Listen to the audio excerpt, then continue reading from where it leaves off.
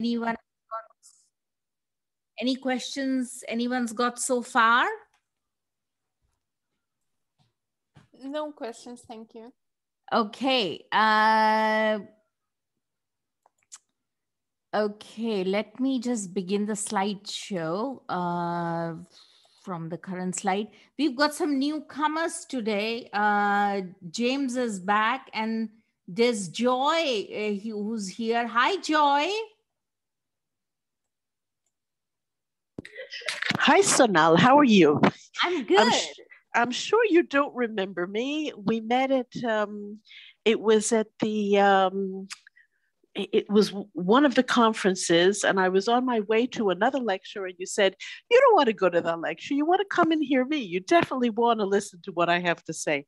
And I came, and I've been pretty much interested ever since. I recently found you now on Facebook, so I'm very happy. Thank you. Oh, okay, good. But we are coming to an end of our Jyotish lessons. But Joy, there is all the previous lessons which we've done on YouTube. I don't know if you managed to get hold of that. I haven't, but I'll look for it. Thank you, Sonal. Yeah, I will put it up. Did you come through the Facebook page? I did. Okay, lovely. So I will put it up there. So no problem. Okay. And thank you, Sonal. Yeah, somebody's got a question. The chat box is blinking. Any questions or? Okay, so let's begin with the various yogas. Our focus today is going to be the Dhana Yoga, and we'll do loads of examples. And also we will do the, it's Dhana is, there are many types of wealth. There are at least 8 types of wealth, which equates to the the 8 petal lotus, and it's also sort of the 8 heads of Shiva. So wealth is not just about money, but wealth can be on many levels. But I'm not going to go too much into the details, because we will then just get sidetracked with everything else. And like I said, at some point we will need a lot more time to do yogas. This particular section goes on for days altogether. So, but the Nabhasa yogas, again, I'm not going to, there are many of these Nabhasa yogas. They are like the celestial yogas. And they are, some of them are quite simple and basic. And there are one thing I will come to later, where you count literally the number of planets in your chart, and which is with no conjunctions. That is, you just count how many planets are spread over each of the signs, or rashis or signs, and then you just count up and then see which divisional chart has got a similar thing. So now, for example, I'm going to give you an example. Let's say if you have all the planets in, let's say, just 3 signs, 3 different signs, right? So then you'll just say that I've got a particular Nabhas yoga. Or let's say if you have like 5 signs, I think 3 signs is Kedar yoga. I'm not sure. I'll have to check it up. But if it is like, let's say each planet is in a distinctively in each sign. So there are 7 planets. We don't count Rahu and Ketu for our purposes. So if we have 7 planets deposited in 7 different zodiac signs or rashis, then it's called the Damini Yoga, or also known as the Veena Yoga. And that is a particular, very specific one.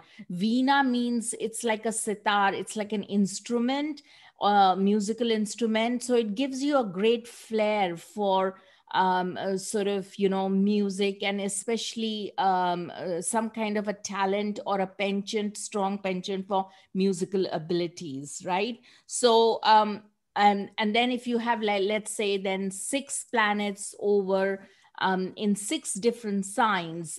So then that is also another yoga called Damini Yoga. I think Damini Yoga, or one of the two, I forget. I'll have to refer to my textbooks.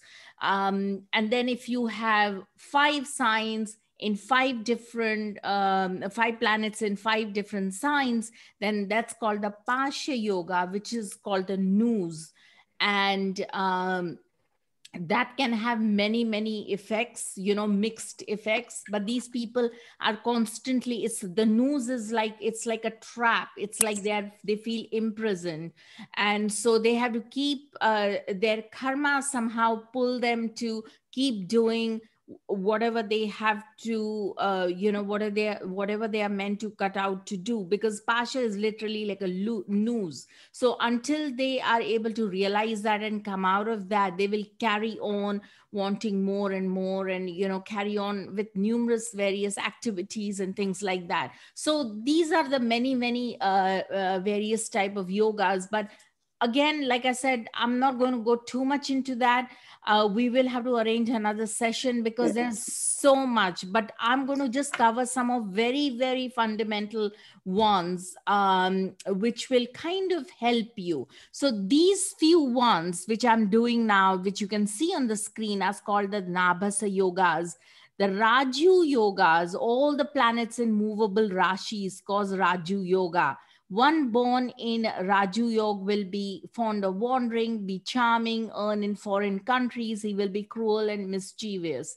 Now, that means movable Rashis is like, Aries, Cancer, Capricorn, and Libra. So these are all the movable signs, as we all know. So obviously these people, because it's movable, they are kind of constantly wanting to start something, start and stop, and go on to something else. So hence probably the wandering nature and in foreign countries. Now the Musa Yoga is all planet in fixed signs, and one born in Musala Yoga will be endowed with honor, wisdom, wealth, honor dear to the king, famous, many sons, firm in disposition. So all these come under, if you have all the planets distributed among the fixed signs, there are people, I think, born in 1962.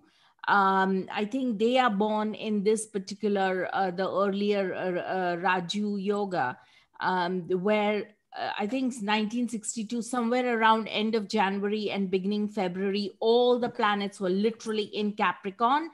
And maybe the moon must have been somewhere else. But on one particular day, even the moon was in Capricorn. So these people will come under this kind of category, the Raju Yoga. So you see, that's what I'm talking about. So all planets in movable signs, in the fixed signs, he will be dear to the king, famous, many sons, firm in disposition. Then come the dual Rashis, where all the planets are distributed in dual signs, born in Nala Yoga, which is the Nala Yoga, uneven physique, interested in accumulating money, very skillful, helpful to relatives, and charming. So these are some of the things you can study from the Parashara text.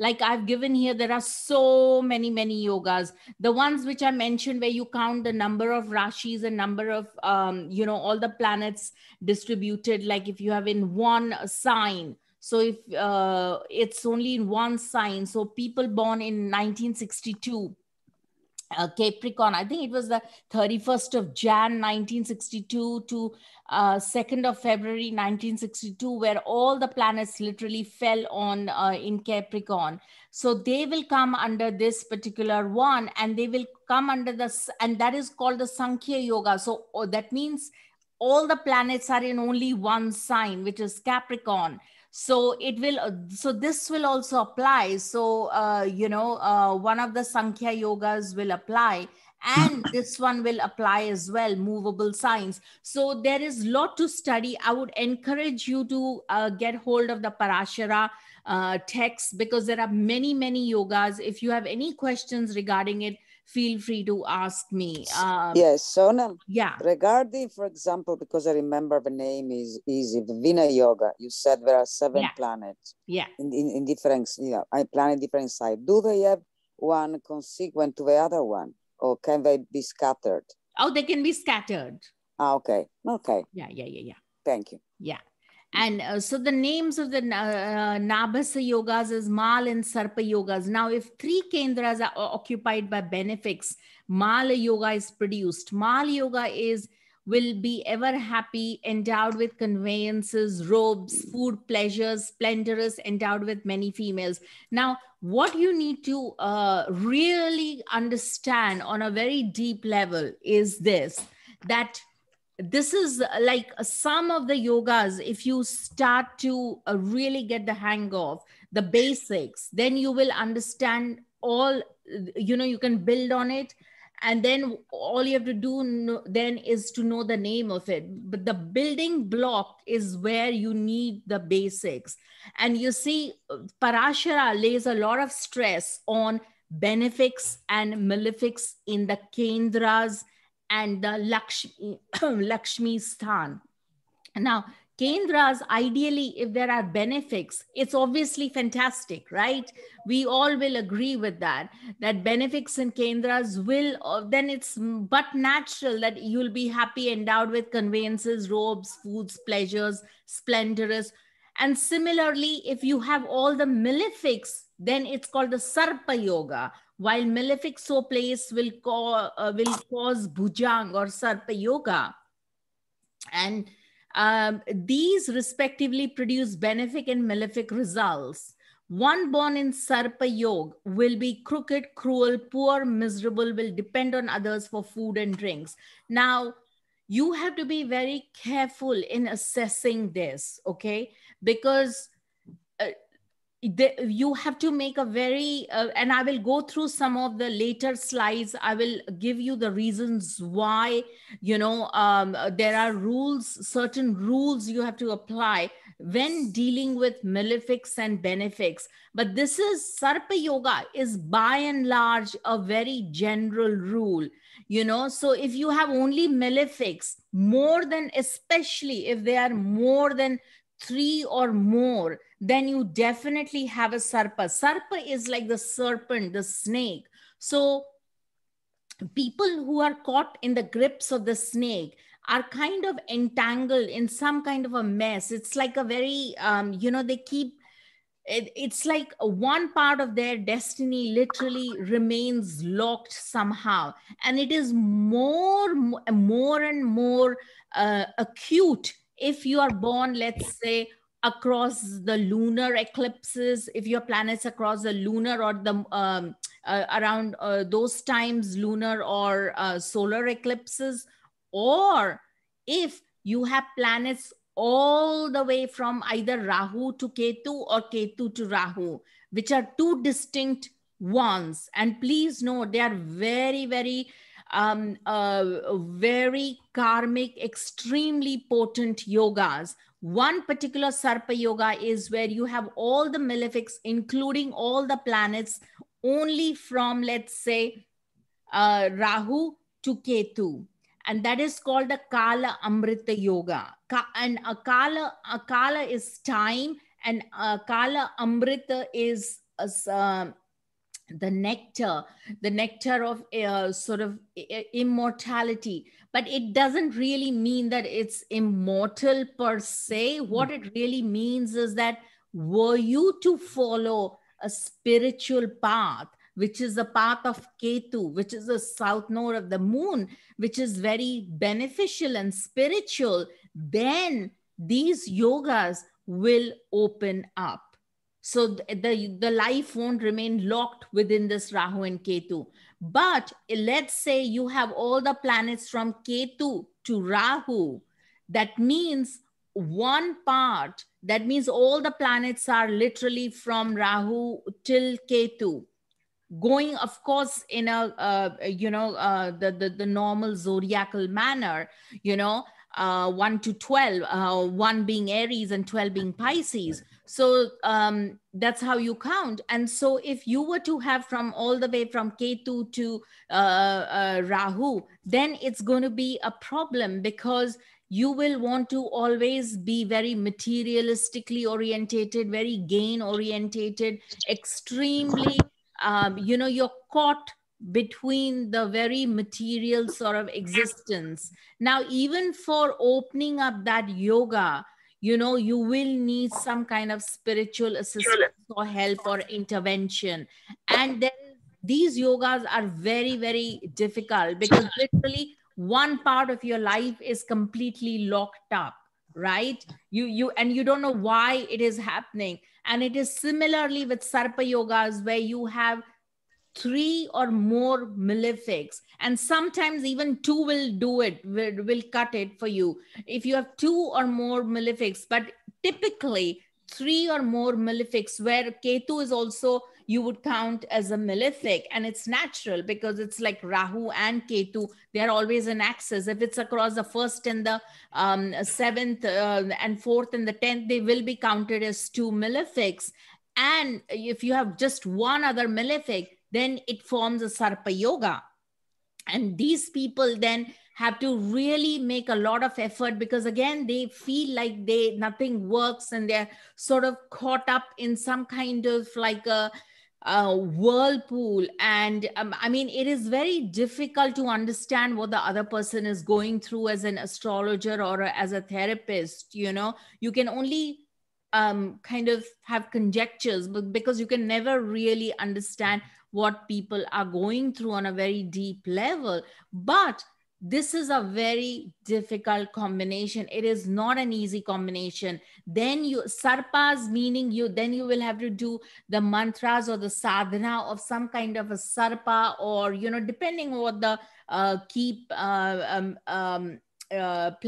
malefic planet is, and things like that, and whether the lagna or the ascendant is having some kind of an aspect from a benefic. Because ideally you want, the benefics is when they will bail you out, they will help you out, that's like your ticket way out. But if you have no benefics, then you do have a Sarpa Yoga with 3 and more. And what do you do? Then you still have to then look for the aspect of a benefic or something or the other. But one thing is assured, that some kind of spiritual consistent learning, whether it's like, all the Indian Vedic texts, the ancient texts, or the Bhagavad Gita or something like that, you will need or a Vedanta even, you can be a student of Vedanta for a very long time. And so that will help you to overcome some of these problems, and these are very potent. Don't underestimate the power of malefics in Kendras. I mean, Lord Ram, he had the 2 greatest of benefics, moon and Jupiter in Lagna, an exalted Jupiter in Lagna. But he had, how many of you know the chart? But if you think of Lord Rama's chart, he had Cancer Lagna, moon in Cancer and Jupiter in Cancer.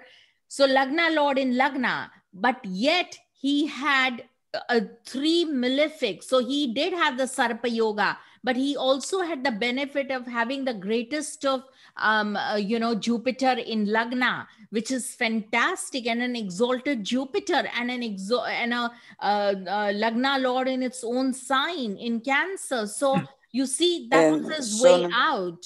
Yeah. So now I have a question Yeah, regarding this Sarpa Yoga. So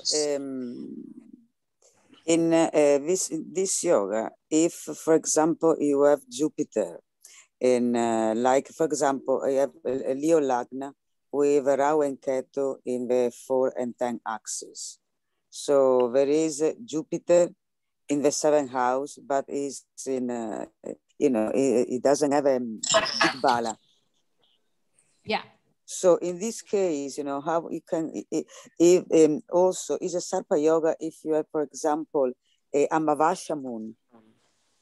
Yeah, but you still have a benefic Jupiter, even though it's in 0 Digbal, but it is still, end of the day, it's going to help you to overcome some of the problems. So like I said, the Sarpa Yoga is formed when you have absolutely no benefics in Kendras and 3 or more malefics in Kendras. That's a really big problem. Or you're in the, in the Kal Sarpa Yoga, as I mentioned earlier, and Kal Amrita Yoga, so then those are complicated yogas, and they are not so straightforward to resolve. But I'm giving you like a general sort of like a remedy. Of course, it will have to be seen very specifically what will help, which mantra, which specific, you have to, but this is the way you tackle some of these Sarpa Yogas. And a lot of, like I said, even Sri Ram, Lord Ram, he couldn't escape it. His life was pretty hellish. His wife got abducted later, and he also went through 14 years of exile, because, and his stepmother wanted him out, so, and he had an exalted Saturn in the 4th house. He had an exalted Mars in the 7th house. He had an exalted Sun in the 10th house. So even though all the malefics were exalted, yet, he went through absolute hell. But he did have the great fortune of having Jupiter and Moon in Lagna. Yeah.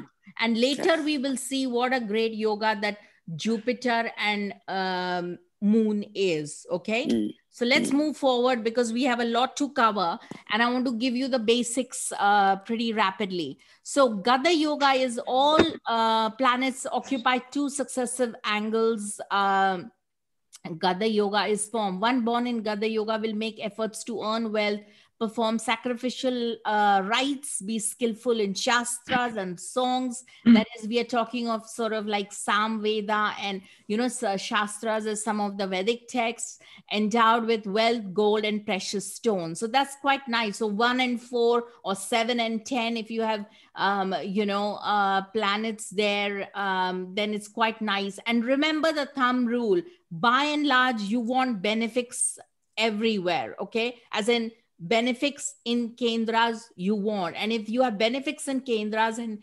especially if they are in own sign or exalted or something very positive or in a friendly sign, then it's fantastic. So that is your first preference. Look for that, because it is only the benefics that is going to bail you out when you are in trouble. Nothing else will.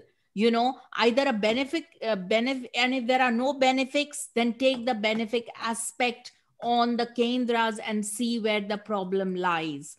The Sakat Yoga occurs when all the planets are disposed in the ascendant and the 7th house. So it's literally across 1 and 7th house. One born in Sakat Yoga will be afflicted by diseases, diseased or ugly nails, be foolish, will live by pulling carts, be poor, devoid of friends and relatives. Now, please bear in mind that the Sakat Yoga also, this is also a Sankhya Yoga. That means all the planets in just 2 signs. So that has another interpretation, very definitive interpretation. So that is again like a very complicated, and there's a lot to it, which I'm not going to cover today. Okay.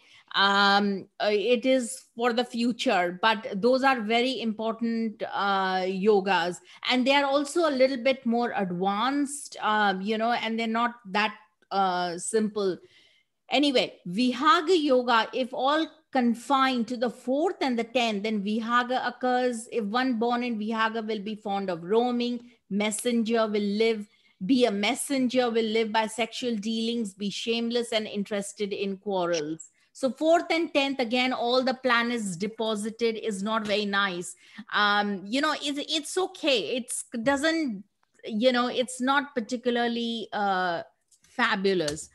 Anyway, then we come to all planets in 2nd, 6th, and 10th. So we are talking now of the trinal, the triplicities, right? So this is the Earth triplicity, 2nd, 6th, and 10th, or the 3rd, 7th, and 11th, or the 4th, 8th, and 12th.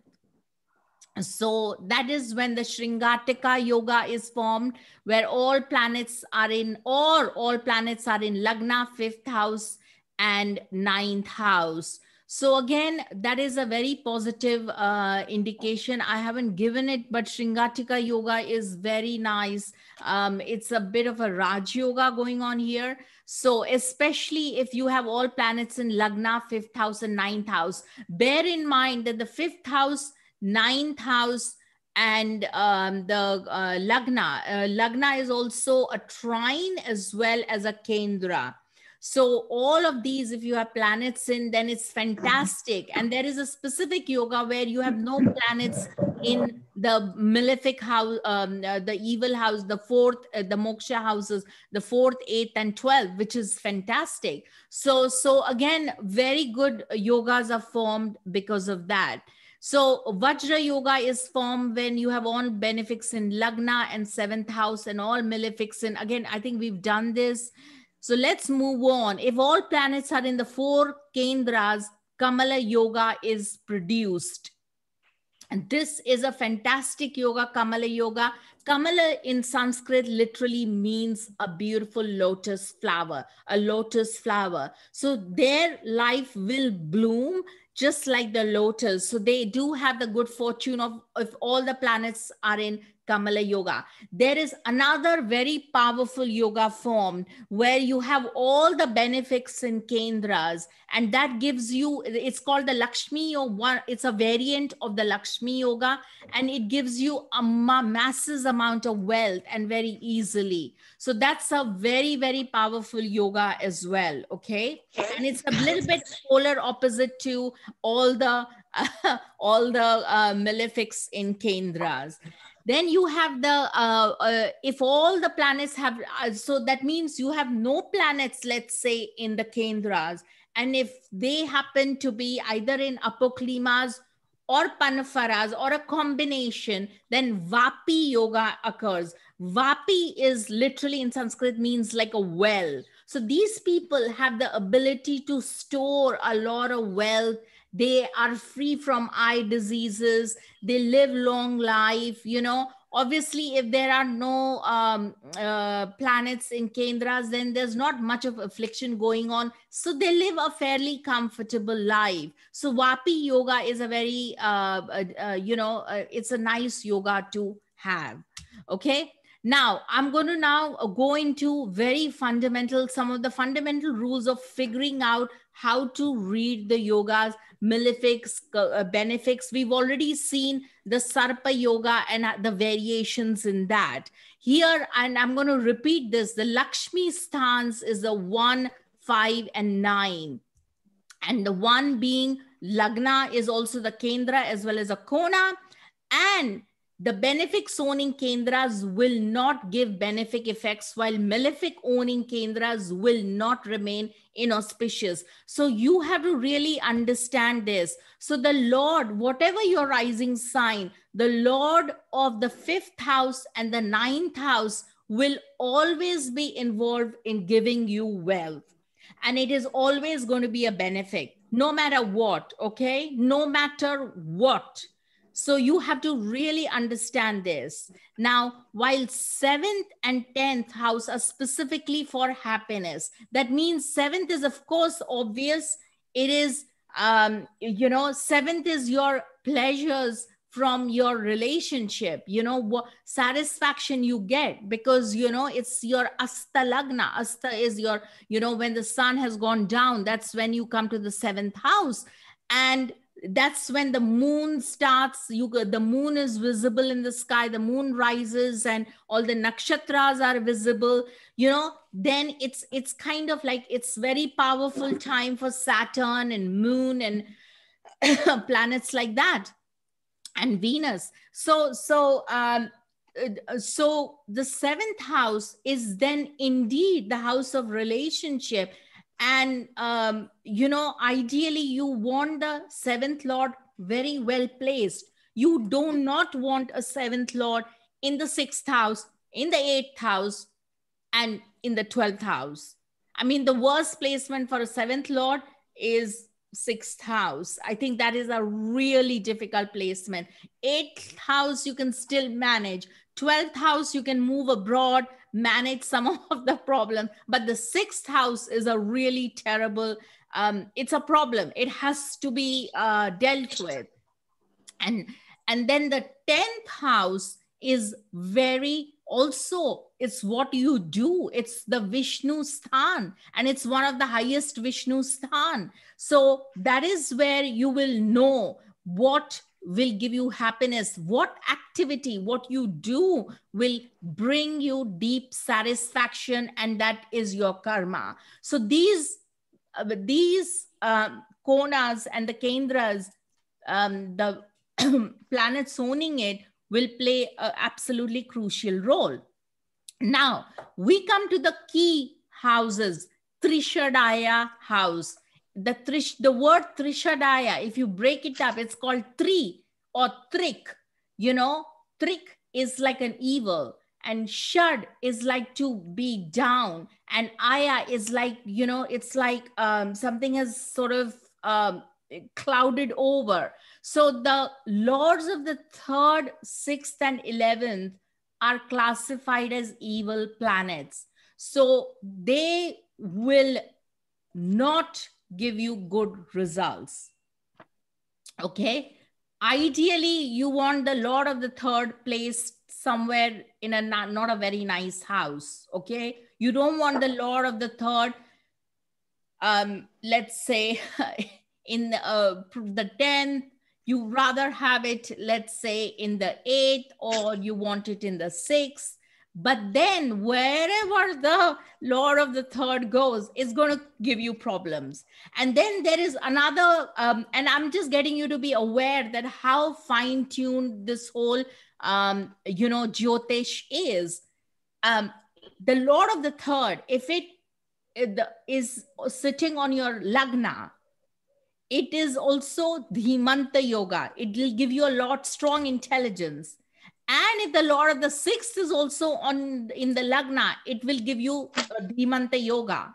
But that is not going to, that is a very beautiful yoga. Dhimanta Yoga is high intelligence. The intelligence will work brilliantly. But that is not going to detract from the fact that it is going, that particular planet is never going to give you problems. You know, it will give you problems. Is everybody understanding that at a very deep level? Yeah. Okay. So while the laws of the 2nd, 12th, and 8th will act according to the association. Now, this is very important. Second house and the 12th house is Chaya. Chaya means like they are in shade. Okay. Like they are shaded out. They're a little bit under darkness. So the 6th house and the 8th house and 2nd house and the 12th house, of course, are the shaded houses. They are not visible. When the sun is in the Lagna, it's very strong, shining brightly. Okay. The sun cannot see what's behind him. The sun cannot see what's right next to him, which is the 2nd house and the 12th house. And the sun doesn't like what's in the 6th house and what's in the 8th house. Why doesn't the sun like that? Because 8th house is like a well. It's like a dark well. You know, you fall in there, you're going to take years and, you know, lifetimes to come out of that 8th house. So that's very difficult house. And 6th house is you're going to be mired in conflicts and problems and, you know, all kinds of things. So hence, the laws of the 2nd and 12th and 8th will act according to the association. So they are kind of like neutral houses. We've taken the 6th house because there's no contest in that. That is definitely going to give you bad results. But the 2nd, 12th, and 8th are kind of neutral. It depends on who's associating with them. So for example, if you have the 2nd lord and the 3rd lord forming a conjunction, then that's not very nice. Then the 2nd will give you problems. Then it will act as a Maraka or the killer house, right? Just like 2nd and the 7th house are Maraka, the 2nd and the 8th is also like, it's kind of like very problematic houses, okay? So you have to understand that. So if these lords simultaneously own such another house, they will be significantly harmful. So like I said, we will come to the example. So please bear, just remember this. So let's say the second house and the third house is also owned by the same planet. Then it's a problem. Okay. It's like really a problem. Then it will definitely give you harmful results. If such a planet simultaneously owns a trine, then he will be favorable. Okay. So, and we will come to examples right now in a minute. So the effects due to the laws of the 12th and the 8th will depend upon their association. So these two are the exceptions, the 12th house and the 8th house. Okay. The 8th lord is not auspicious. By and large, 8th house is a lot of karma. It is not going to be auspicious. But as he owns 12th from the 9th house, and the reason he's giving 12th house is the house of laws, and from the 9th house, he's 8th lord is the 12th house from the 9th house, bhavat bhavam, right? So if the lord of the 8th house simultaneously owns the 3rd, 7th or 11th house, it will prove specifically harmful. That means it will definitely be harmful. While his simultaneous ownership of a kona, so instead of owning the 3rd, 7th and 11th, if supposing the 8th lord also owns, let's say, a trine house, let's say 8th lord and the 9th lord are one and the same. And which instance would that be? Which lagna would that be? The ownership of the Kona trine house will bestow auspicious effects. Now, here, Gemini Lagna, okay? Everybody familiar with Gemini Lagna, right? In Gemini Lagna, if you count, the 8th house is ruled by, the 8th house is, hello? 8th house is for Gemini? Capricorn. Excellent. And the 9th house is? Aquarius. Good. Good. So for Gemini rising, then we have a problem. Here we are saying that all the 8th house is a problem. It's one of the evil houses, sure. But the cardinal rule is the 8th house, if it is also simultaneously has an ownership of a trine house, then it will bestow auspicious effects. So for Gemini Lagna, Shani owns the 8th house as well as the Mool Trikona. Shani is in Mool Trikona in Aquarius in the 9th house. And we all know that 9th house and 5th house is fantastic, right? So what do we get from this then? That means for Gemini nativity, he is, since he's the lord of the 9th as well, he will bestow positive results. So Shani will be a good karaka for Gemini. He will not do harm because the precedence is taken, because the Mool Trikona here, in considering the two lordships, the Mool Trikona house has prime importance. Please note this. This is a very fundamental rule when we are assessing each of the lagnas.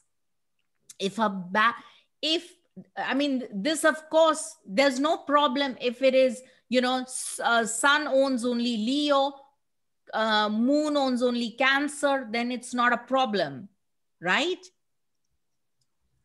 But when it comes to certain planets which own and which have a Mool Trikona lordship, then if the Mool Trikona falls in one of the 5 or 9th house as lords, then it's beneficial and it will reveal itself effectively rather than the other own house. So that means it will be auspicious for Gemini Lagna. Shani will be very positive. And if Shani is in its own sign in the 8th house, it will still give the native long life. It will be very, very positive, extremely positive. Okay. So now, and if the native is under the Saturn dasha, then Under the what dasha? Saturn, Shani. For Gemini? Yes. Well, second is what? Moon dasha, you mean? No, Saturn. Why? Shani. Oh, Shani. Saturn. Yeah. Yes. Yeah, it will give you still good results. It will stall here. When two planets are involved in a context, the one with good lordship will stall the evil effects of another planet owning a less powerful house. If the ninth lord and the eighth lord are both involved in a yoga, the ninth lord will give his good effects, obstructing the evils due to the eighth lord. Is everybody clear on this? Yes, thank you. Yeah. So this is a very important dictum you have to remember in making assessments, and we will see loads of examples. Now let's see this Taurus, for example, Taurus Lagna. Okay. Jupiter owns the third house and it owns the sixth house. Okay. We know that, right? Right? So Jupiter owns, Sagittarius, and it owns Pisces, right? Yes. Right. Yeah. So Jupiter is going to always give not very good results for, for Libra Lagna. Okay. So, did I say Taurus? Sorry. For Libra Lagna. Is everybody clear on that? Yes. Yeah. So you see, because Jupiter doesn't own any good house, both of them are Trishadaya, third house and the sixth house, both are Trishadaya. Yeah. So it's not going to give you results. No, I'm sorry to interrupt you, but a very, very quick question. And as for Sadhisati, for the Gemini Lagna, what will happen? For Sadhisati? Yes. What? The moon is in Gemini, yeah? Let's say, for instance, the moon. Okay, yes, the moon is in Gemini, or for the Gemini Lagna, just. So you say that Saturn is positive for the Gemini Lagna, but if a native is under the Sadhisati period, what will happen? Yeah, but it depends, Oksana, it depends where the moon is in the chart, you know. The moon could well be in Scorpio, and then they will have to work really hard. That means it's in the sixth house. Yeah. Okay, I see. So Yes. it all depends where Saturn is traveling. Right now for Gemini, people are having a rough time, you know. They are feeling the effects of Shani. They are feeling the Kantaka Shani. Kantaka Shani is a term used when Saturn travels through your eighth house. Now that is a very uncomfortable house, extremely uncomfortable. But you see the beauty of Gemini Lagna. They have the good fortune of having the eighth house owned by Saturn. And if you have Saturn traveling in its own sign, in its own, Swakshetra, in its own home in Capricorn, and it's okay, it is going to bring a lot of karma associated with the ninth house as well as the eighth house, no doubt. It is also the eighth house, yes, no doubt. But still, it won't be that terrible. Do you see that? Yes, a person will have enough strength, yeah? Yeah, absolutely, and Gemini can talk their way through anything anyway. That's just a joke anyway. It all depends on where the Lagna Lord is. So, okay. So, for example, the two sets of evil houses before us are the 3rd, 6th, and 11th. We already saw. I think it's a repetition. 12th, 2nd, and 8th. Here again, the maleficence will move in ascending order. So the 11th Lord is the most evil in this group. So the Trishadaya house, 3rd, 6th, and 11th, the 11th is most evil, while the 8th Lord is so in this group. That is the 12th, 2nd, and 8th, which is, I would say, classifies as kind of like a neutral group. And the 8th Lord is the worst compared to the 2nd, compared to the 12th. So the 10th and the 9th laws are the highest benefic planets, while the 11th and the 8th are the most adverse, right? So for example, now we consider Aries Lagna. For Aries Lagna ascendant, Saturn he gets the one best house. That is, it rules the 10th house for Aries and it rules the 11th house. Remember the rule of Mool Trikona. Any planet that owns a good house and is the Mool Trikona sign owns a good house, then it is give you positive results. But if that planet's Mool Trikona sign owns a terrible house, like Trishadaya, like the 11th house in our Aries Lagna, then Saturn is going to give problems for Aries. Yeah. And so wherever Saturn goes for Aries, it will give them a problem. Okay. Yeah, I know it by my own experience. My partner has got that situation. Where is his Saturn? In the 10th house. He's an Aries ascendant. So, and now he has got that Sadhisati, and his moon is also there in Capricorn. So, yeah, it's a difficult time, really. Very, very difficult. Yeah. Okay. Okay, now we come to so the 11th house being his Mool Trikona, he's predominantly the 11th lord rather than the 10th lord, and hence very evil, as we saw.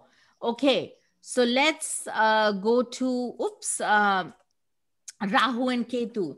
Now Rahu and Ketu are kind of like exceptional. Yeah. One sec, sorry. Let me just, this is,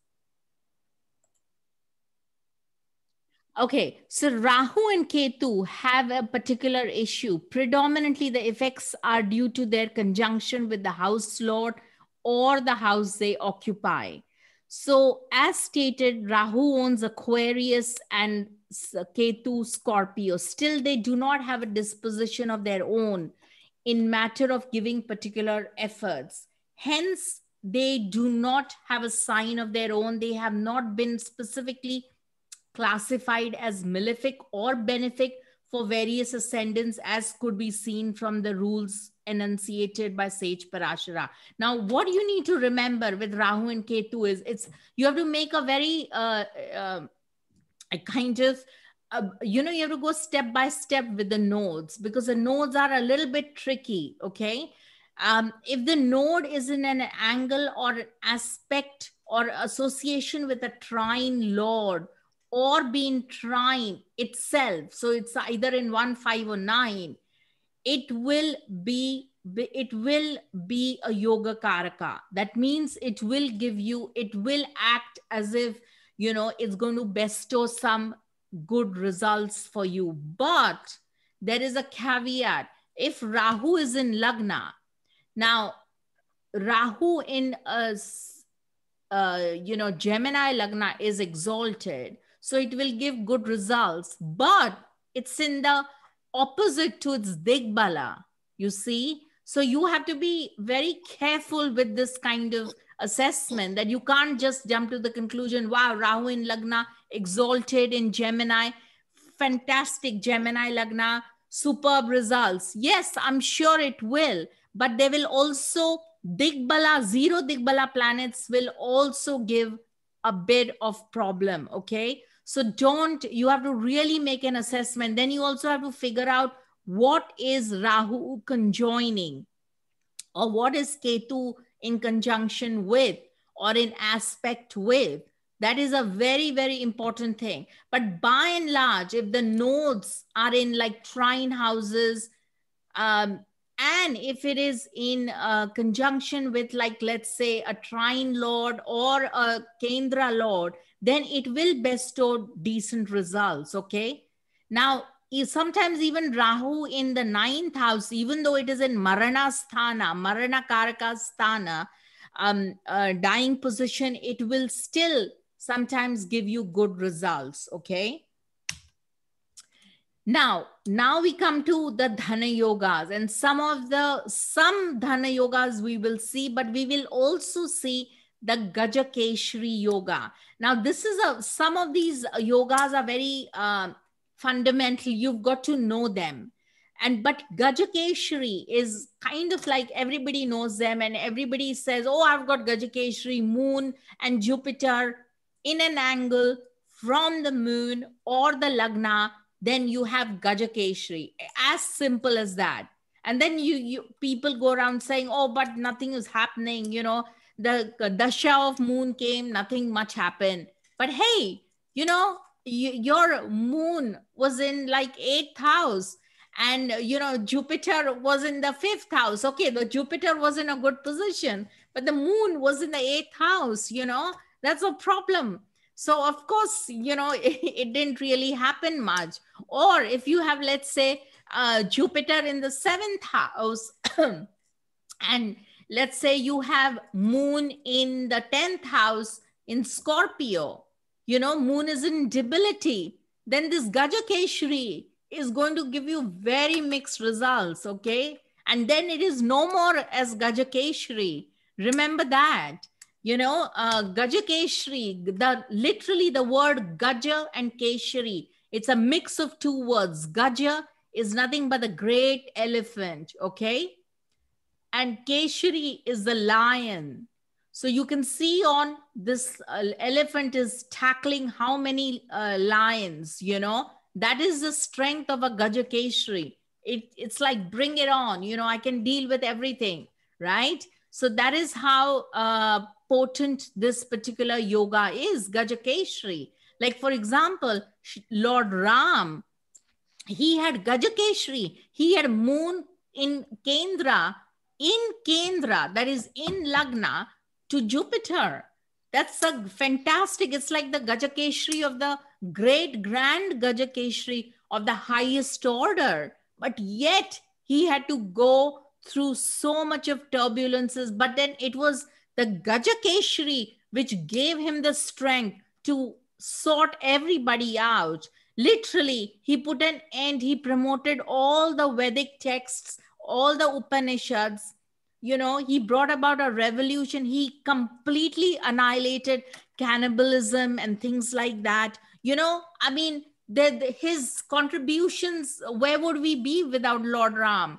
You know, so the thing is, with that, only on that strength of Gajakeshri, he just sorted everybody out. So you see the power of Gajakeshri, you know, that is the power it has, the power of elephants and the power of lion. But provided they are in a good house, they're not in debilitation. Neither of them are in debility.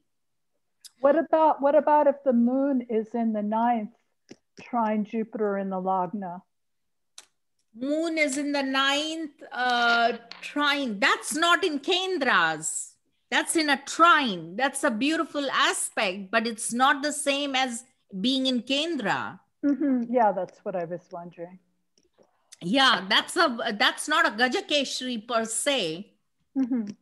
Because the definition of Gajakeshri is that Jupiter and moon should be in mutual angles, is a normally accepted yoga under this name, okay? But often, I mean, this is the true Gajakeshri, where none of the planets need to be in debilitation, no conjunction of negative planets. That is, it's not like moon conjoin Jupiter with Saturn and with Mars and Rahu. Then that Gajakeshri is going to be really, really diluted. It'll start to go down and down and down, you know. And if it is in Scorpio, forget it, you know, leave it.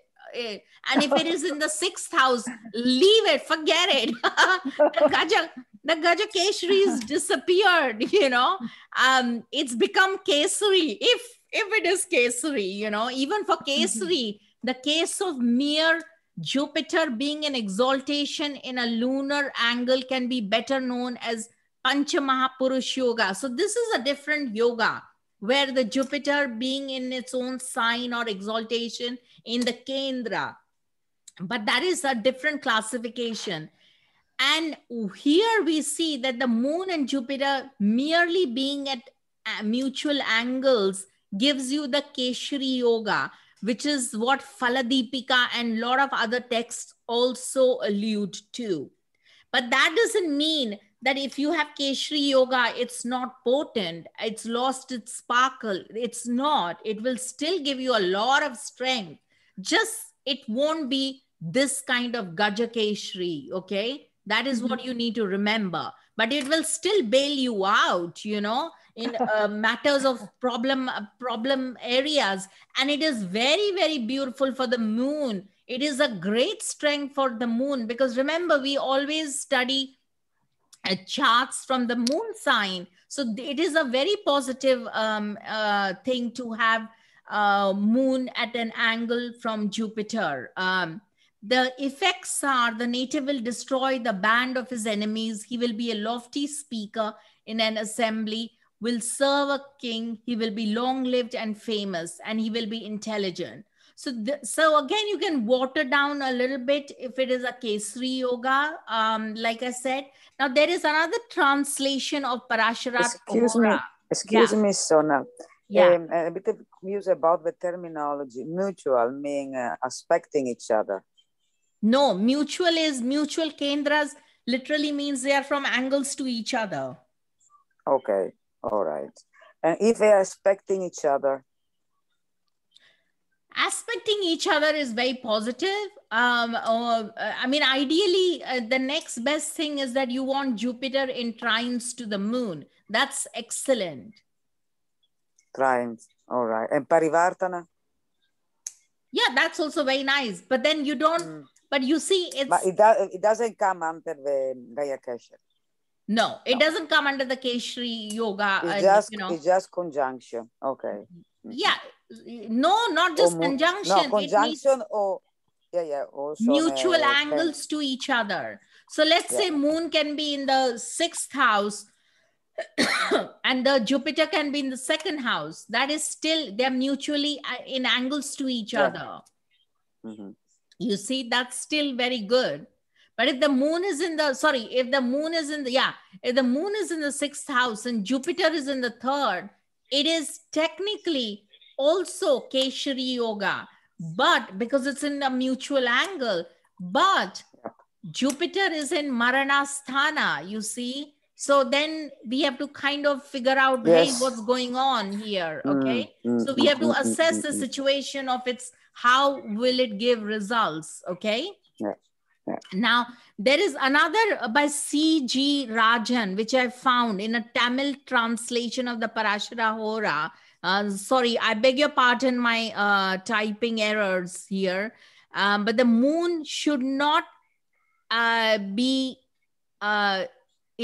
from Mercury. It should not be in the 5th from Mercury. Should not be in the 5th from the moon, nor should it be in the aspect to Mercury for this yoga to be obtained. That is, for this yoga to work, the moon and Jupiter should be in mutual angles, but the caveat is that Mercury should not be 5th from the moon, nor should it be in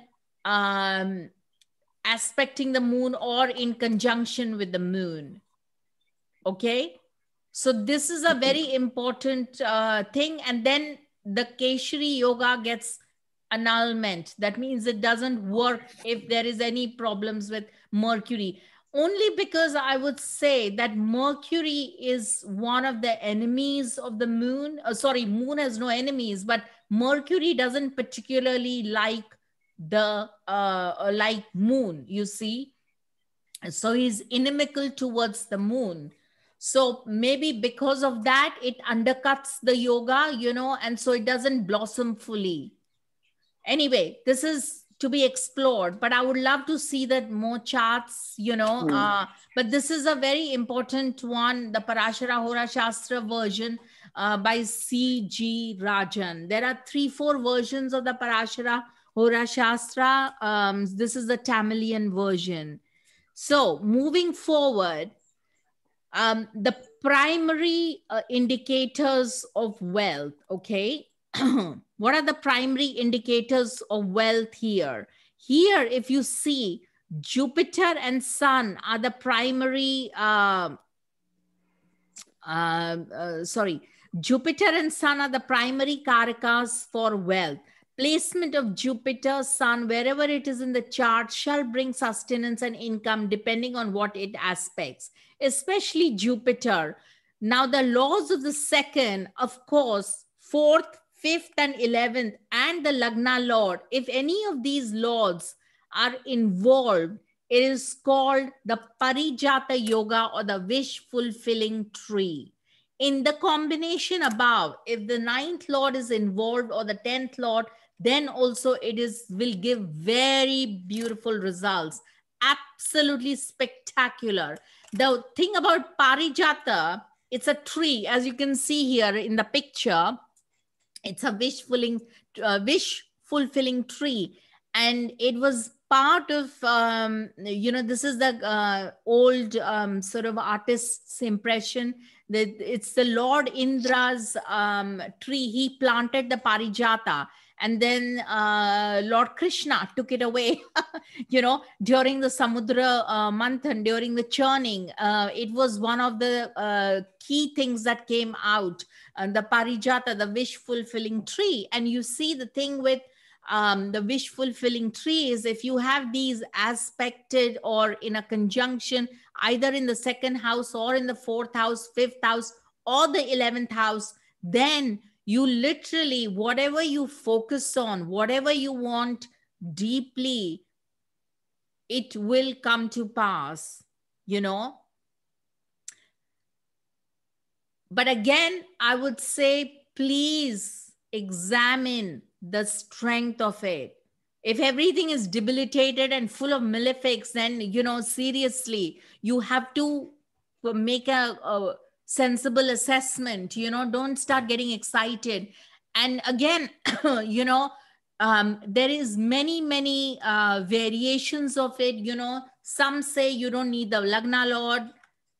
Some say you do need the Lagna Lord. Some say you definitely, if 9th Lord is involved and not the Lagna Lord, that is also good.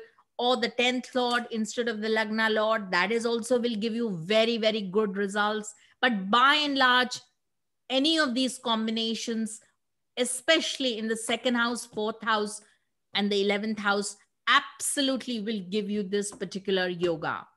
And you will be able to feel it. Yeah, go on. So now I have a question about these yogas. Should we see these yogas from the moon Lagna too?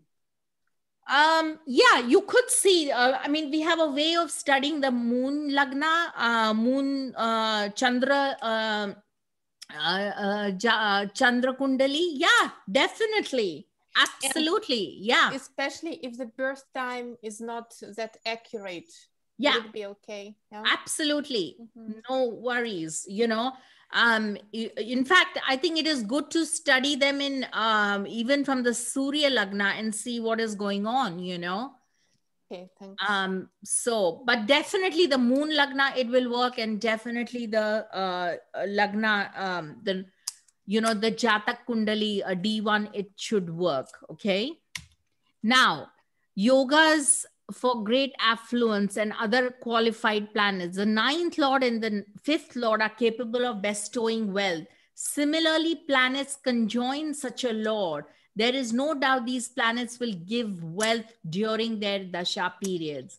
So if you have the 9th Lord with the Kendra Lord, then it will definitely bestow some amount of wealth. Again, it depends on how strong and the placements, etc., etc. So if you have like a 9th Lord and a, let's say, 10th Lord conjunction, but it's happening in the 6th house, it will be maybe in an arena of work after a lot of striving, it's all depends on what is going on. Okay.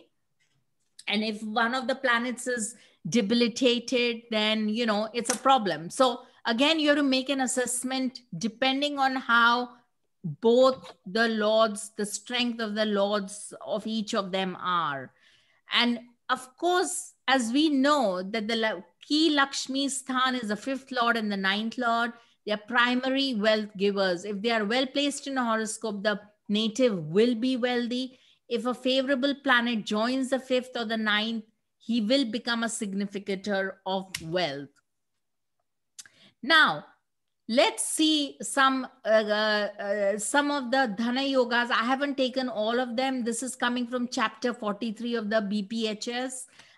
Should a sign of Venus be in the 5th house and be occupied by Venus himself, while Mars is in the 11th house, the native will obtain great riches. Now, this yoga applies to Capricorn and Gemini Lagna. For Capricorn Lagna, Venus will be in the 5th in own sign, while Mars will be in the 11th. Similarly, for Gemini Lagna, so to say these two ascendants, 5th and 11th lords in own houses will confer abundant of riches.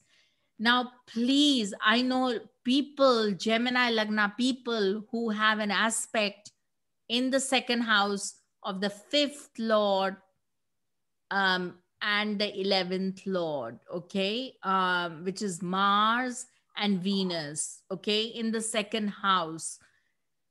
It will give them wealth, but you have to make an assessment what it is with, and whatever that, but like, let's say if it is in the 2nd house, which is a sign of Cancer, so you have to take that sign and do something regards that sign, as in, like, what is Cancer, what could be the thing that you can earn from water, I don't know, what are the signification of the moon, depending on where the moon is placed, what it aspects, depending on what Jupiter is aspecting. If Jupiter is in conjunction with Saturn, with the moon in the 2nd house, then you will want to look for, like, let's say, oil trading, or, oil therapy, or, things like that. So there's many variations you have to bring you, but definitely look very closely at what in your chart Jupiter is doing. What is it in conjunction with? And then follow the flavor of that planet, depending on what it will give you. Let's say if it is Saturn, then it will, give you sort of that kind of a trade. If it is with the sun, then it is through knowledge, through Jyotish, through, Agni, because sun is all about Agni, fire. If it is with Mars also, again, very strong. Like for me, I've got Jupiter with Ketu. So mine is all to do with a Vedic tradition of some kind or the other, you see? So you have to make an assessment from that point of view. Yeah? And if it is with Mercury? Oh, that's Bhagavad Gita yoga. Yeah, it's my case, I know. That's why I'm asking. It's fantastic. It's superb. You will be a brilliant teacher. It's a guru shishya parampara yoga in a way. I am a teacher. Okay, thank you. But you have to, but for it to function in a absolutely brilliant manner, you need to have an initiation with a good, very strong guru or a spiritual teacher. And you have to follow that teacher, Okay. And I'm not talking of like a Diksha guru, because again, gurus are many levels. You have to follow like a, Diksha guru and consistently do something. You can't just sit there and say, oh, I've got this lovely yoga. How fantastic. And then, and kind of ignore it, Okay. Yeah, you see. Yes. Excuse me. Yeah. Isn't it that if Jupiter and Mercury are together, then someone wants to know more and more and more and more and more? Like is learning all the time? Yeah, but that is what is very good, very powerful. These people will make brilliant, it's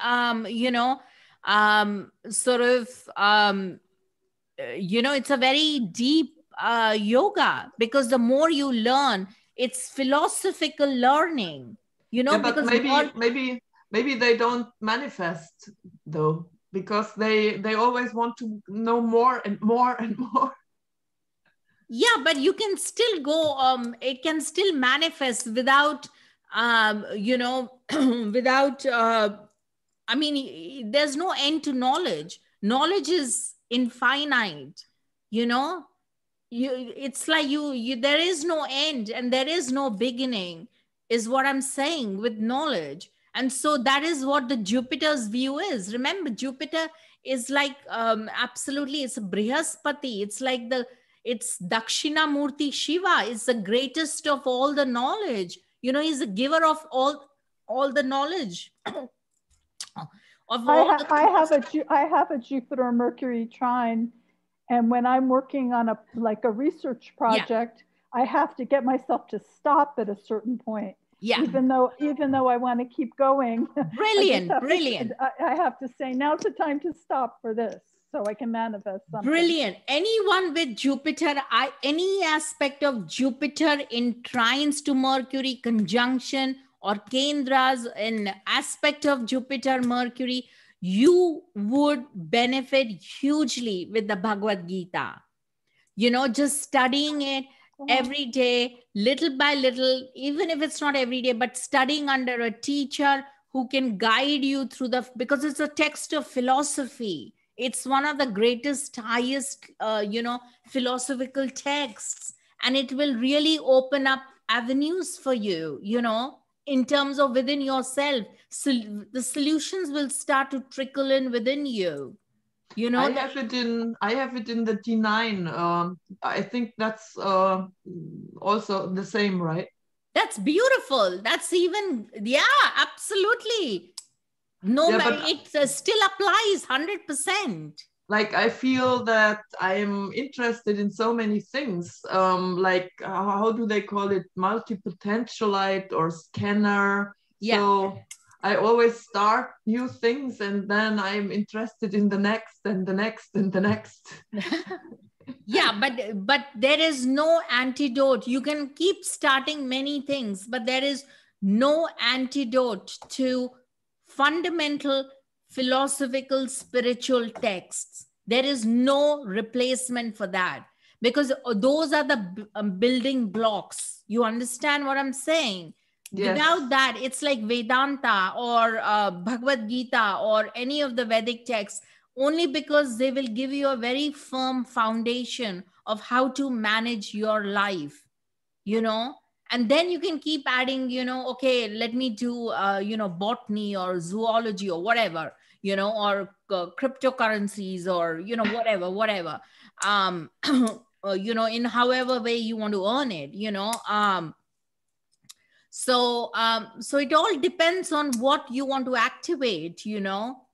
Ideally, you want to activate the Jupiter and the planets that it's aspecting, and you don't want to activate, let's say, Saturn and the 8th house too much, because anyway, we are encumbered with the 8th house, 8th lord, you know, invariably we have karmic debts to pay off. So why would we want to do more of the activities of the 8th house? Because it's a bottomless pit. So rather somebody did something with Jupiter and its aspects, you know. Mm-hmm. Does that make sense to everyone? And if Jupiter is in trines to Saturn, then by all means, do what Saturn will like. You know, one of the things of Saturn is, hard work and, you know, a lot of, let's say, building stuff and oils and, those kind of things, cleaning businesses and, you know, loads of things you can do with Saturn businesses, you know. So what I'm saying is that if you do have that Saturn with Jupiter, then that is how you need to start to think, rather than, let me first go to the 8th house and, you know, whatever. Yeah. Okay. So if a sign of Mars be the 5th with Mars therein, that means the 5th house needs to be ruled by Mars, and Venus is in the 11th. The native will become very affluent.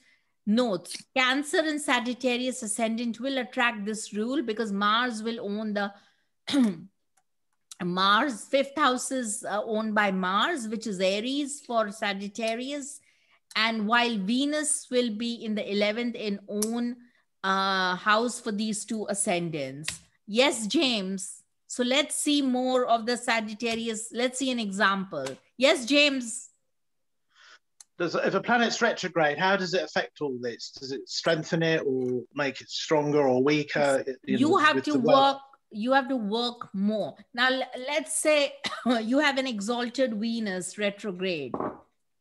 It will give you the results of the opposite sign. That is the sign. That means it will give you the results of Virgo. If it is retrograde. So Venus in the, Venus in Pisces will act like Venus in Virgo, yes? Yeah, not like Venus in Virgo. It will give you the results of Venus in Virgo. And what about Venus in Libra? Will that give the results? Venus retrograde in Libra, will that be like Venus retrograde in Aries, yeah? Yes. Okay. It'll give you the results of the opposite sign. Okay. And you once said once... Yeah, go on.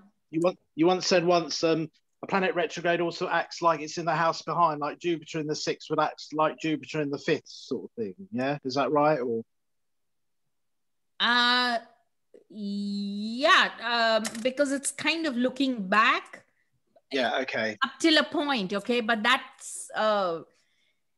yes, by and large, but I would not, but the main rule here is it will give the results of the opposite sign. That is the view that is being taken, okay?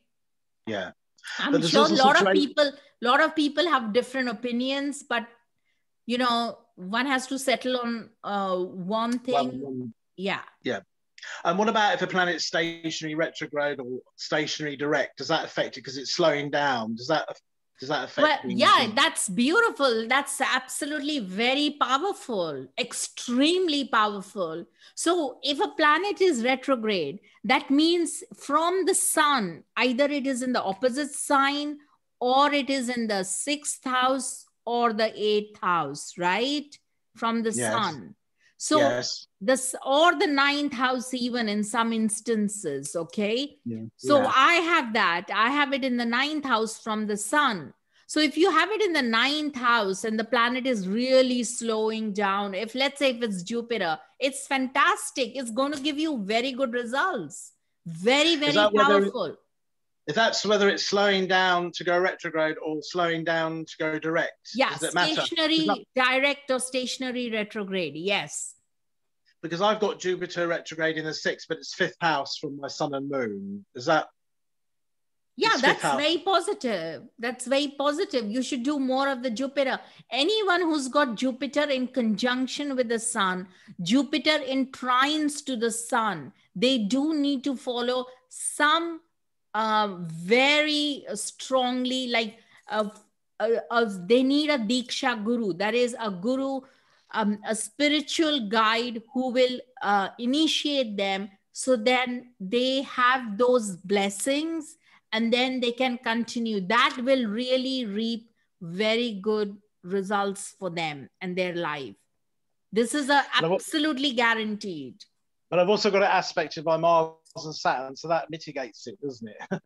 Yeah, but that doesn't matter. You still need, it's in trines. It will never, Jupiter is a very powerful yoga to have, but you have to follow some authentic spiritual, leadership. Discipline. Yeah, and a saint, you need to follow somebody who's I mean, it's not easy to find, but you have to be initiated into it, like the Hare Krishna, Hare Rama or something, or study Vedanta or do something consistently, which is going to be your guide ultimately. Everything else will fall. Well, I do Tai Chi, and that is based in Taoism. Yeah, that is also fine. It depends on what really you like doing, but you have to pursue something to do with knowledge and spirituality in combination. Yeah, okay, yeah, okay. Yeah. Okay. So we have Charles Bronson's chart, the actor, very rich, Do you guys want to unmute yourself? Okay. So, what do you reckon? Can you see? Look at those Dhana Yogas. Look at the Saturn, second Lord Saturn. 11th Lord is Venus. 4th Lord is Ketu and Jupiter. Mm. And the Lagna Lord is also Jupiter. And they All are all together. involved in a yoga in the 10th house. I mean, Yes. do you need any, do you have to really look anywhere else? Yes. Do you see that? 11, second, 4, and Lagna. Yep. And there is a parivartana of Venus and Mercury. Yes. Also, isn't Saturn friends in Virgo? It's in a friendly sign, isn't it? No, Saturn doesn't do very well in Virgo, but I thought Mars, Mercury and Saturn were friends. yes, up till a point, but Saturn is not going to be very happy in Virgo. We have other rules to calculate why Saturn in Virgo is not good, but Saturn in Pisces is brilliant. Saturn in Sagittarius signs is a fantastic placement. Absolutely fabulous. It's as good as Saturn in Capricorn, Libra, or Aquarius. Saturn in Pisces is very powerful, as well as Saturn in Sagittarius. But Saturn in Virgo is mixed results. But it's still, end of the day, the Lord of the second house.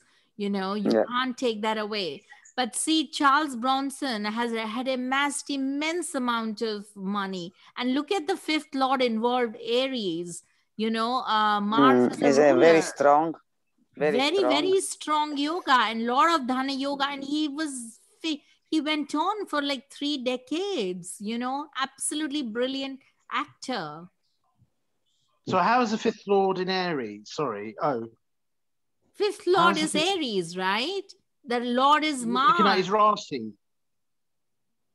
Sorry? The 5th Lord is Mars. It's in Virgo, isn't it? Is Mars, isn't it?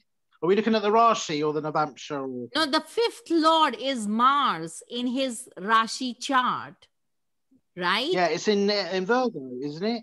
Yeah, the Mars is in Virgo. It's in a Parijata Yoga. Lot of Dhana Yogas are involved, right? Yeah. Okay. So the 10th Lord is involved because Rahu, if we take 10th Lords, there are 2. One is Mercury, the other one is Rahu. Rahu is in its Mool Trikona in Virgo with a debilitated Venus, and that is also his Atmakaraka. But bear in mind that Mercury and Venus do have a Parivartana, but the Parivartana is not because it's the Atmakaraka. It is going to be very difficult to completely exchange like that.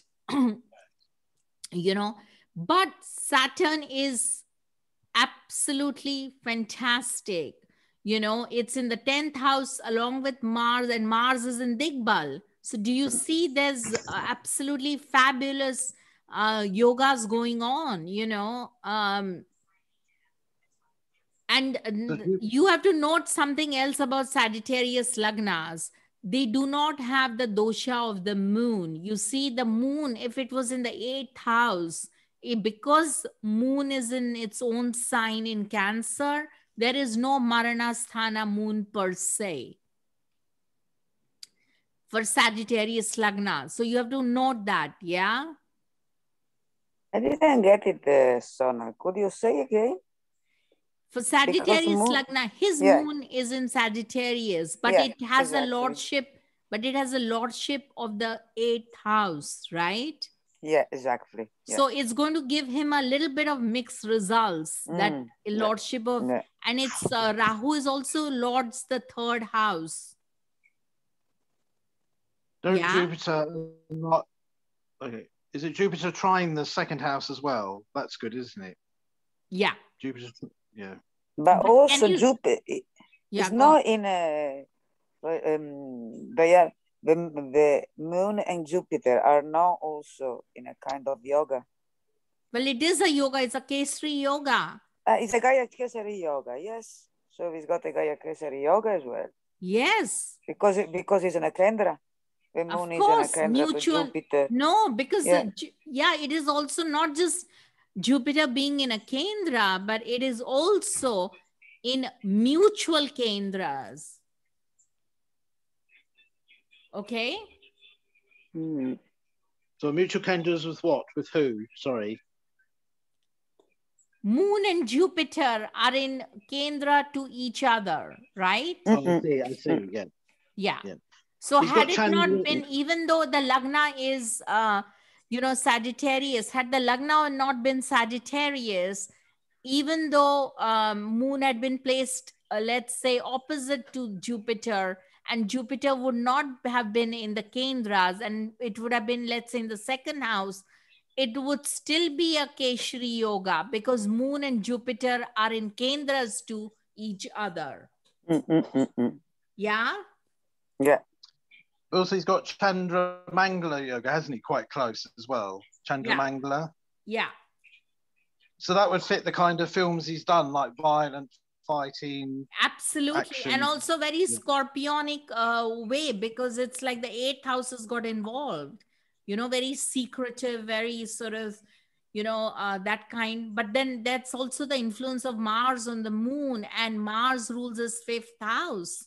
A lot of creativity is coming from the 5th house. 5th Lord in the 10th, in Big Bal. Absolutely fantastic. And the 10th Lord is in the 10th house. When the 10th Lord is in the 10th house, we follow another dasha system. The Vimshotri doesn't quite work, So you see, yeah. So Mercury goes into the 10th house by Parivartini Yoga, yeah? By the Parivartini. And there is also another, if you see from the Chandra Kundali also, and from the Lagna Kundali, even if you have a single benefic in the 10th house, then it is absolutely very auspicious. And here he's got 2 benefics, Jupiter and Venus. Can you see that? Jupiter and Venus. So from the Moon Kundali, Moon Lagna, as well as the actual Lagna, he's got Jupiter and Venus both in the 10th house. And even though he has, because the Amla Yoga's dictum is very clear, you need at least 1 benefic for Amla Yoga, okay? For you to have like a lot of affluence, undying fame. That is what the Amla Yoga gives. It's a very fantastic yoga. It's called the Amla Yoga, and literally it means undying fame, and you will be remembered like the nakshatras and all that. Now, I'm not sure if he'll be remembered by, but yes, he indeed has, entered the starry hall of fame. And he certainly has more than one, from both the Moon and the Kendras, 1 benefic. But the caveat for the Amla Yoga is that it gets tainted by, if you have malefics, then it gets watered down. And here he's got 3 malefics there, End of the day, Rahu, Mars, and Saturn are malefics, Because we can also say, that he's got also Sarpa Yoga at this point, because of having malefic in Kendra. Oh, absolutely. Well spotted. So, what else he's got? He's got one more yoga. He's got the Kal Sarpa or Kal Amrita. Which one? Where all the planets are from Rahu to Ketu.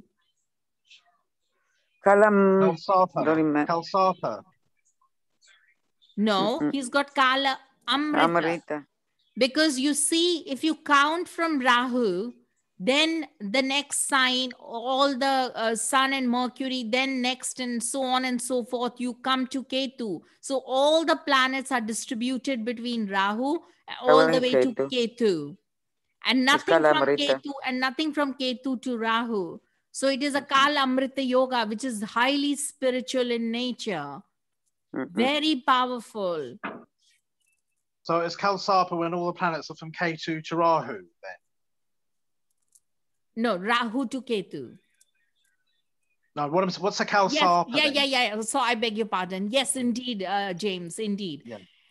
When this is Kal Amrita is very spiritual. If he were to have a very strong, some kind of spiritual or something philosophical guidance, maybe he was a Christian, I don't know, I'll have to Google it, but something like that, then it would help his values and philosophy and inner spirituality and give him a direction inward, as in, make him stronger inward to fight all the battles. So this is what the Kal Amrit will give him.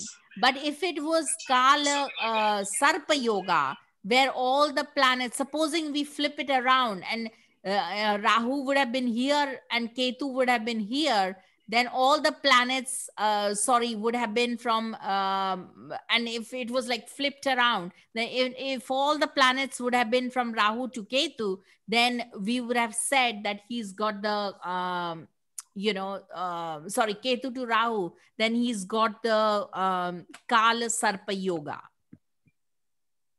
Yes? Okay. So basically we land up in Ketu, right? So we are chasing the tail. Do you see that? That's the thing with Kal Amrit. You land up at Ketu. You see? The head is Rahu and the tail is Ketu, as in because of the planetary alignments, right? So that is Kala Amrita Yoga, which is kind of a little bit more spiritually orientated, or can be, but you have to avail that.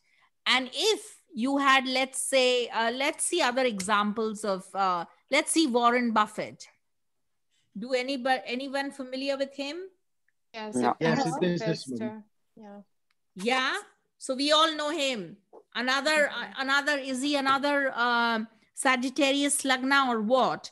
And he's also got similar, but he doesn't have those particular, Kal Sarpa or Kal Amrit, but he certainly has, check out he's got at least 3 benefics in Kendras. Can somebody do his yogas? Can you see the yogas? Jupiter, Venus, isn't it? Jupiter and Venus. Yeah. And again, here we have Jupiter. And is Jupiter and Moon in Kendra? No. So he doesn't have Gajakeshri Yoga. Right? Hello, everyone. Let me see. Yeah. Does he have a negative? Does he have a negative scissors? Venus. Isn't Jupiter part of the negative scissors? Venus is a negative. Mercury is exalted with a negative scissors sort of thing. You mean Pap Kartari, you mean? Yeah, because the Mercury and Venus are both between Ketu and Sun. That's Mars and Saturn. There's Mars and Saturn as well. There's the negative scissors. Yeah. But we are not looking at that at the moment, James. We are looking at the Dhana Yogas and the Parijata Yogas. See, the Saturn is in aspect to Venus. There is also Rashi as well as a Graha Drishti to Venus. Saturn is also aspecting Jupiter, which is the 4th lord. So the Parijata Yoga is absolutely complete. With the 5th house involvement, that is Mars also involved in conjunction with this whole configuration. And because it is in dual signs, they are aspecting each other. Can everybody see this? This is very important. Yeah? Yes, we can. Yeah, so obviously there is a lot of, so if it is not the ninth lord involved in this yoga, there is a fifth lord. So you need either the ninth lord or the fifth lord, one of the two. Otherwise, forget wealth, okay? It's going to be a little bit difficult to come by. Then we come to Pavel Durov. Does anybody know him? Yes, he's our Russian boy. I know. That's why I put, and the Telegram one, Yes. Telegram guy, right?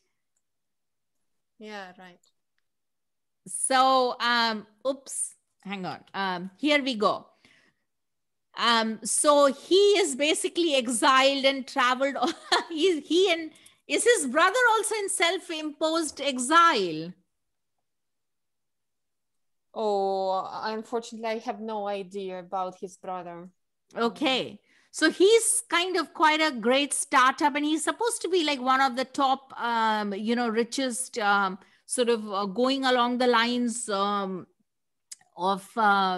tech giants like, Larry Page and the rest of them. But here we can see that he is Scorpio Lagna with Lagna Lord, one Lagna Lord, Mars with a Jupiter second in the second house with Jupiter in Sagittarius, and the other Lagna Lord Ketu on the Lagna. But do you see he also has a Parijata Yoga? Can somebody show this?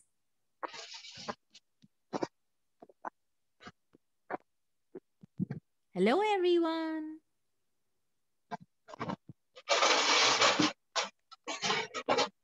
So can you see the fifth lord is Jupiter? Yeah, Jupiter is together with Mars, and Mars owns the first house. Yeah. And the 10th lord aspect also, because Sun is the 10th lord with an exalted Mercury, 11th lord. So they are all aspecting each other, you see. The only thing is that there is no involvement per se, a Rashi Drishti of the fourth lord, but Shani is having Graha Drishti on the Jupiter and Mars, you see. Do you see that? Yeah. Yes. Yeah. So there is. And it's also, yeah. and it's exalted. Shani is exalted Absolutely. as well. It's a fantastic Shani. And so because it's in the 12th, fourth lord is in the 12th house, he's kind of finding his home, never able to quite find where he should be going, That's a fantastic Shani along with a benefic Venus there. Superb. And the moon is also, so there is also a sun moon yoga. So the other fantastic yoga has got involved in this Parijata is the 9th lord and the 10th lord. So you see there is a 5th lord involvement, 9th lord involvement, 10th lord involvement, 11th lord involvement, 2nd lord involvement, Lagna lord involvement. Can you see how many all the houses have got involved? All the Jupiter Karaka Jupiter is Karaka for the 2nd house. Jupiter is a Karaka for the 5th house, 9th house, and the 11th house. And they all have got involved. Can you see that? Yes, we can. Along with the Surya being the Karaka of the 1st house, and the 10th house Karaka is Mercury, which is exalted. That is an absolutely brilliant yoga. Brilliant, brilliant mind. Sorry, what are these 10th laws? Are they aspecting the ascendant or the moon? What you said, what's so good about it? You said the 10th lord, 11th lord, what are they aspecting to make it brilliant? They are in a Parijata yoga. Were you not there earlier? I don't.